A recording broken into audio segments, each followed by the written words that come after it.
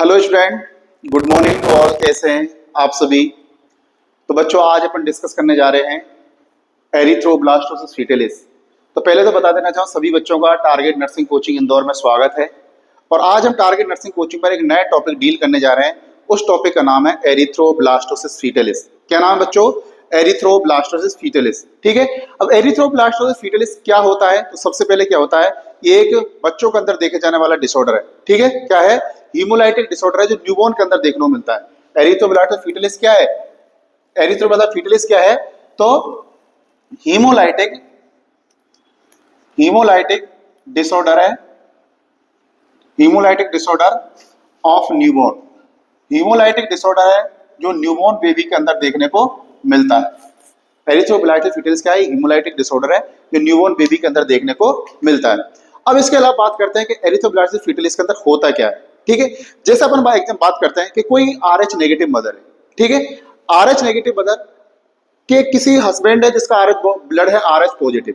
ठीक है, तो उनसे होने वाले बच्चों की अगर अपन देखें तो 50% चांसेज होते हैं उनके बच्चे RH पॉजिटिव होंगे और 50% चांसेज होते हैं उनके बच्चे RH नेगेटिव होंगे। मैं आपको दिखा देता हूं। देखो, अगर ये तो है फादर और ये है मदर। ठीक है, मदर का ब्लड मैंने बताया क्या है? RH negative. मदर का ब्लड क्या है? RH negative. और फादर का ब्लड क्या है? RH positive. ठीक है, तो इनका अगर अपन जीनोटाइप बनाते हैं तो वो बनता है D और इसका बनता है DD। अगर अपन को आपस में करके देखते हैं तो देखते हैं D और इससे D और इससे अगर बनाएंगे तो D और इससे अगर बनाएंगे तो DD। तो कहने का मतलब ये हुआ कि 50% चांसेस तो किसके हैं? RH पॉजिटिव के। 50% चांसेस किसके हुए बच्चों? RH पॉजिटिव के। और 50% चांसेस किसके हुए? RH नेगेटिव के। RH नेगेटिव के। अब बात करते हैं कि ये डिसऑर्डर होता कैसे। ठीक है, अब जैसे कोई RH नेगेटिव मदर है, उसने प्रेगनेंसी को कंसीव किया, पहली प्रेगनेंसी को उन्होंने कंसीव किया। ठीक है, अब पहली प्रेगनेंसी में किसी प्रकार का कोई कॉम्प्लिकेशन नहीं होता है। ठीक है, पहली प्रेगनेंसी क्या RH नेगेटिव मदर है, उसका होने वाला बच्चा है जो बेबी है वो कैसा? RH पॉजिटिव है। लेकिन पहली प्रेगनेंसी के अंदर किसी प्रकार का कोई कॉम्प्लिकेशन देखने को नहीं मिलता है। ठीक है, अब क्या होता है, पहली प्रेगनेंसी में कोई कॉम्प्लिकेशन 9 मंथ तक कोई कॉम्प्लिकेशन देखने को नहीं मिला। लेकिन ड्यूरिंग डिलीवरी या अपन बोले प्लेसेंटल सेपरेशन के दौरान जो बच्चे का ब्लड है वो मदर के अंदर चला जाता है। सम अमाउंट ऑफ ब्लड बोल सकते हैं, 5 से लेकर के 10 ml 15 ml तक ब्लड मदर के अंदर चले जाता है। लेकिन जो मदर के अंदर ब्लड गया वो कौन सा गया है? RH positive blood. कौन सा ब्लड गया है? RH positive blood. वो मदर के अंदर एंटीजन का काम करेगा और मदर की बॉडी उसके अंदर क्या बना लेगी? एंटीबॉडी बना लेगी। क्या बना लेगी? एंटीबॉडी बना लेगी। ठीक है, तो देखो मैं अब इसी को समझाने की कोशिश करता हूं। पहली बात तो हेमोलाइटिक डिसऑर्डर है। क्या बच्चों? हेमोलाइटिक डिसऑर्डर है न्यूबॉर्न का। ठीक है, समझ में आ गया? अब देखो नेक्स्ट पॉइंट क्या लिखा है? when a RH negative mother conceive RH positive baby. RH positive baby को उन्होंने कंसीव किया। ठीक है, तो फर्स्ट डिलीवरी तो कैसी होगी? नॉर्मल होगी। फर्स्ट डिलीवरी कैसी होगी? तो first delivery will be normal. पहली डिलीवरी कैसे हुई? नॉर्मल हो गई। ठीक है, लेकिन डिलीवरी के दौरान या प्लेसेंटल सेपरेशन के दौरान सम अमाउंट ऑफ ब्लड, जो बेबी का ब्लड है RH पॉजिटिव ब्लड, वो किसके अंदर चले जाता है? मदर के अंदर चले जाता है। ठीक है, तो दूसरा पॉइंट मैंने क्या लिख दिया? दूसरा पॉइंट अपने क्या लिख दिया? But during delivery oblique placental separation,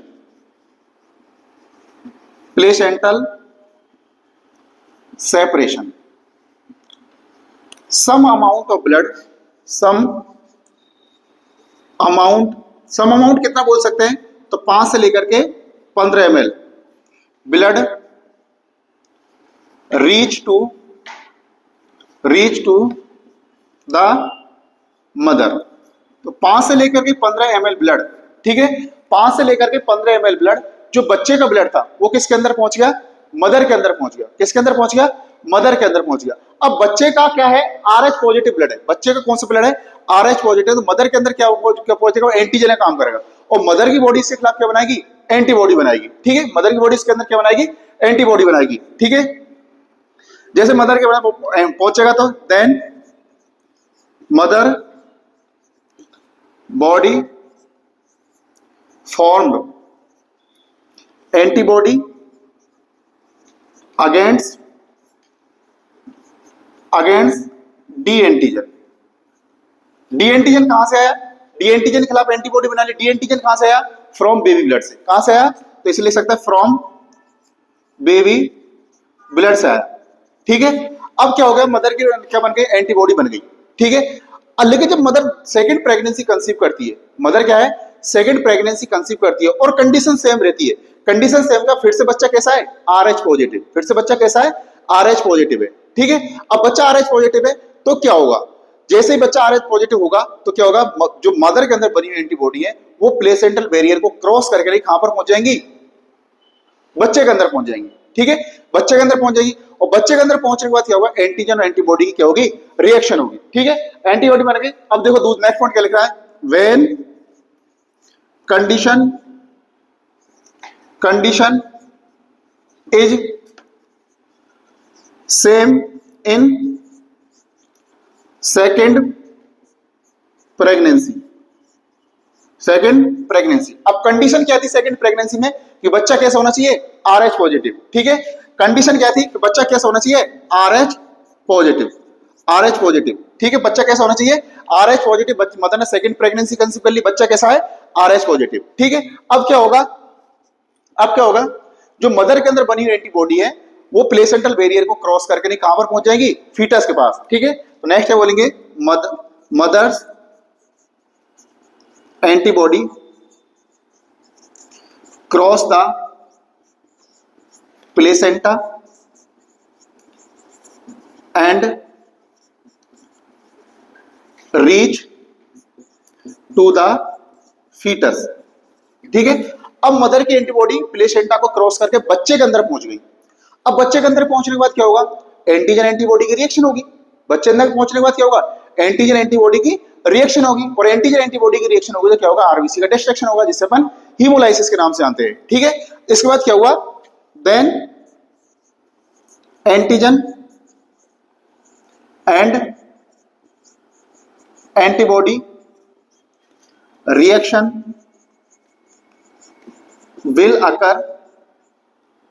will occurs in fetus blood। Fetus blood के अंदर एंटीजन और एंटीबॉडी की रिएक्शन हो गई। ठीक है, इससे क्या होगा, डिस्ट्रक्शन होगा किसका, आरबीसी का। Antigen antibody reaction will occur in fetus blood, then उसके बाद क्या हुआ, डिस्ट्रक्शन ऑफ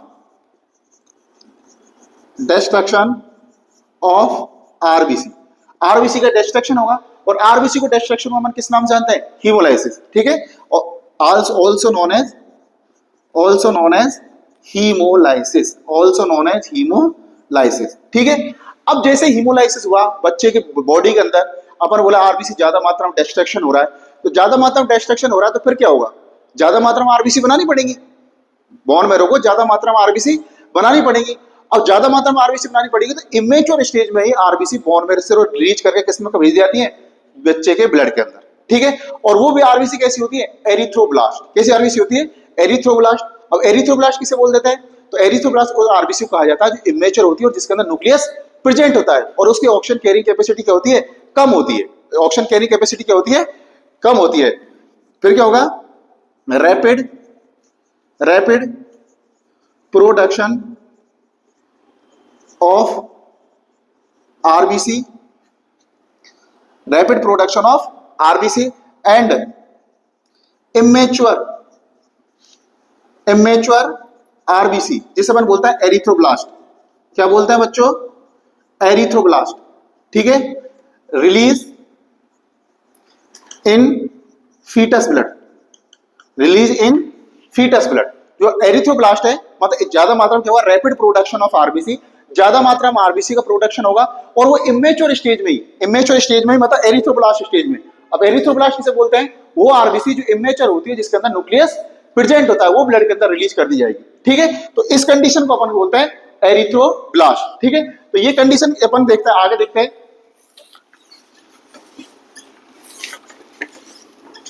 अब क्या हुआ, ठीक है, इसके बाद क्या होगा, तो उसके बाद क्या होगा, एरिथ्रोब्लास्ट। एरिथ्रोब्लास्ट क्या है, तो एरिथ्रोब्लास्ट क्या है, इमेच्योर आरबीसी है।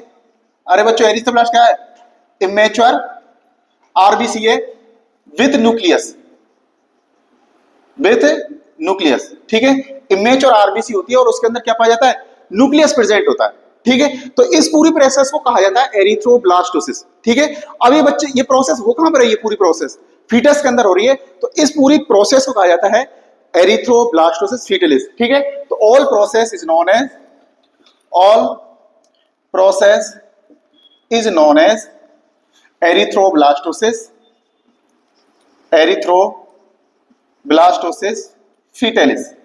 क्या कहा जाता है बच्चों, एरिथ्रोब्लास्टोसिस फीटलिस कहा जाता है, ठीक है। पूरी प्रोसेस क्या कहा जाता है, एरिथ्रोब्लास्टोसिस फीटलिस कहा जाता है, ठीक है।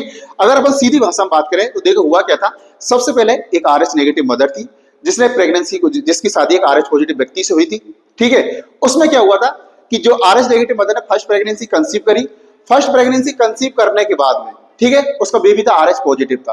पहली प्रेगनेंसी के दौरान किसी प्रकार का कोई कॉम्प्लिकेशन नहीं होता है, लेकिन ड्यूरिंग प्लेसेंटल सेपरेशन, या अगर अपन बात करें ड्यूरिंग प्लेसेंटल सेपरेशन या डिलीवरी के दौरान some amount of baby blood किसमें पहुंच जाता है, मदर के अंदर पहुंच जाता है, तो वो एक एंटीजन का काम करता है। तो उसके खिलाफ मदर की बॉडी क्या बना लेती है, एंटीबॉडी बना लेती है। उसके खिलाफ मदर की बॉडी क्या बना लेती है, एंटीबॉडी बना लेती है। अपन लिखा the mother body form antibody against the D antigen, जो बच्चे का ब्लड है उसके खिलाफ मदर की बॉडी ने क्या बना ली, एंटीबॉडी बना ली, ठीक है। देन कंडीशन सेम, अब मदर का दोबारा से क्या कर रही है, प्रेगनेंसी को उन्होंने कंसीव किया और कंडीशन फिर से क्या है, सेम है। कंडीशन सेम का मतलब क्या है, बच्चा फिर से क्या है, आरएच पॉजिटिव है, ठीक है, सेकंड प्रेगनेंसी के दौरान। तो क्या होगा कि जो मदर की बॉडी के अंदर एंटीबॉडी थी वो क्रॉस कर जाएंगे किसको, प्लेसेंटल बैरियर को, और कहां पर पहुंच जाएंगी, फीटस के अंदर। कहां पर पहुंच जाएंगी, फीटस के अंदर, जिससे क्या होगा, एंटीजन और एंटीबॉडी क्या होगी, रिएक्शन होगी। एंटीजन एंटीबॉडी क्या होगी, रिएक्शन होगी, और इससे क्या होगा, एंटीजन एंटीबॉडी रिएक्शन कहां होगी, फीटस के ब्लड के अंदर, ठीक है। और एंटीजन एंटीबॉडी रिएक्शन की वजह से आरबीसी क्या होगा, डिस्ट्रक्शन होगा। आरबीसी क्या होगा, डिस्ट्रक्शन होगा, जिसे अपन हीमोलाइसिस के नाम से जानते हैं, ठीक है। अब जब आरबीसी ज्यादा मात्रा में टूट रही है तो रैपिड प्रोडक्शन करना पड़ेगा बोन मैरो को, किसका, आरबीसीज का, ठीक है। रैपिड प्रोडक्शन करना पड़ेगा किसको, बोन मैरो को, आरबीसीज का। तो बोन मैरो क्या काम करता है, इमेच्योर स्टेज में ही आरबीसीज को बोन मैरो से रिलीज करके ब्लड के अंदर भेज देता है, वो फीटस के ब्लड के अंदर पहुंच जाती है। वो उस आरबीसी को बोलता है एरिथ्रोब्लास्ट। और एरिथ्रोब्लास्ट किससे कहते हैं, एरिथ्रोब्लास्ट किससे बोलते हैं, तो मैंने बोला इमेच्योर आरबीसी होती है जिसके पास न्यूक्लियस प्रेजेंट होता है, और इन आरबीसीज की ऑक्सीजन कैरिंग कैपेसिटी नॉर्मल की तुलना में क्या होती है, कम होती है। और ये पूरी प्रोसेस हो किसके अंदर रही है, फीटस के अंदर हो रही है। तो पूरी डिजीज कंडीशन को कहा जाता है एरिथ्रोब्लास्टोसिस फीटलिस, ठीक है। उम्मीद करता हूं आप लोगों को चीज समझ में आई होगी, ठीक है। ज्यादा डिटेल में पढ़ने के लिए आप हमारे टारगेट नर्सिंग कोचिंग के ऑफलाइन बैच जो भवर कुआ इंदौर पर है वहां पर आकर के ज्वाइन कर सकते हैं। यहाँ पर पीएनएसटी का बैच अलग चलता है, जो बच्चे पीएनएसटी करना चाहते हैं वो भी यहाँ आकर के ज्वाइन कर सकते हैं। और जो बच्चे आरआर, रेलवे, नॉर्सेट और अदर कॉम्पिटेटिव एग्जाम की नर्सिंग में तैयारी करना चाहते हैं वो बच्चे भी यहाँ आकर के ज्वाइन कर सकते हैं। हमारी बेस्ट फैकल्टी है, सभी टीचर बहुत अच्छे से पढ़ाते हैं। बाकी टाइम टू टाइम आपको नए वीडियोज के साथ में आपको अपडेट मिल जाएंगे, और आप एक बार आकर के देखें। अगर आपको कंटेंट अच्छा लगे तो आप जरूर एक बार टीएनसी ऑफिस विजिट करें, ठीक है। तब तक के लिए थैंक्स टू ऑल।